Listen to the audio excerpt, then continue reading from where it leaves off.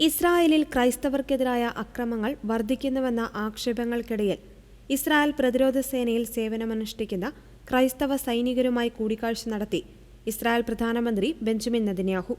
April 26 നടന്ന ഈ കൂടിക്കാഴ്ചയിൽ 30ഓളം യുവ സൈനികരും ഉദ്യോഗസ്ഥരും പങ്കെടുത്തു.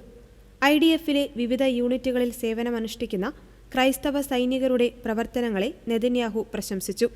നിങ്ങൾ നമ്മുടെ സൈന്യത്തിലെ സുപ്രധാന സ്ഥാനങ്ങൾ വഹിക്കുന്നു. നിങ്ങളുടെ സമർപ്പണം മാതൃകാപരമാണെന്നും അദ്ദേഹം കൂട്ടിച്ചേർത്തു. ഇസ്രായേലിലെ ഏകദേശം 1,85,000 ക്രൈസ്തവ പൗരന്മാരിൽ 1000ഓളം പേർ നിലവിൽ സൈന്യത്തിൽ സേവനമനുഷ്ഠിക്കുന്നുണ്ട്.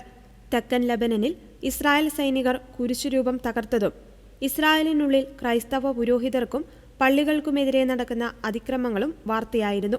ഈ സാഹചര്യത്തിൽ ക്രൈസ്തവ സമൂഹത്തിന് ആത്മവിശ്വാസം നൽകാനാണ് ഈ കൂടിക്കാഴ്ച ലക്ഷ്യമിട്ടത്. ക്രൈസ്തവ ലോകവുമായുള്ള ബന്ധം മെച്ചപ്പെടുത്തുന്നതിനായി ജോർജ് ദീക് എന്ന ക്രൈസ്തവ നയതന്ത്രജ്ഞനെ ഇസ്രായേൽ സർക്കാർ പ്രത്യേക പ്രതിനിധിയായി നിയമിച്ചിട്ടുണ്ട്. സൈന്യത്തിനുള്ളിൽ തങ്ങൾ വിവേചനം അനുഭവിക്കുന്നില്ലെന്നും എന്നാൽ തിരികെ നാട്ടിലെത്തുമ്പോൾ ചില വെല്ലുവിളികൾ നേരിടുന്നുണ്ടെന്നും സൈനികർ പ്രധാനമന്ത്രിയെ അറിയിച്ചു. ഇസ്രായേലിന്റെ ഭാഗമാണ് ക്രൈസ്തവരെന്ന ബോധ്യം പുതിയ തലമുറയിൽ വളർത്തണമെന്ന് അവർ ആവശ്യപ്പെട്ടു.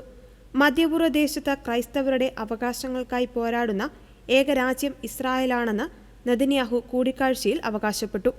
ഇസ്രായേലിനെ സംരക്ഷിക്കുന്നതിനായി ക്രൈസ്തവ സൈനികർ നൽകുന്ന ത്യാഗത്തെയും നെതന്യാഹു അഭിനന്ദിച്ചു.